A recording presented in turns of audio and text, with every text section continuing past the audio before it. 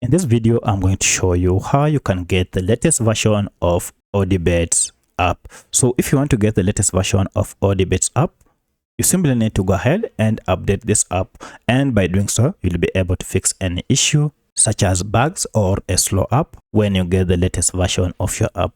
Also, by updating your Odibets app, you'll be able to get the latest features that comes with this app. If you find this video helpful, I'll kindly request that you support me by liking the video and also by subscribing to this channel.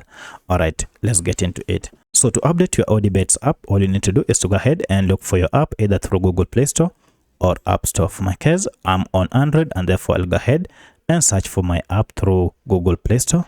And here it is. Just search for it here. Once you find it, go ahead and open it and you can see we have an update that is available.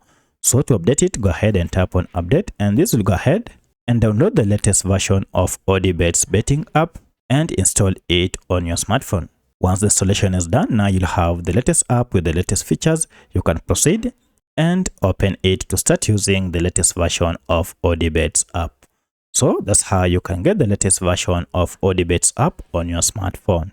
If you have any other question, kindly let me know in the comment section. Otherwise, thanks for watching and let's meet in the next video.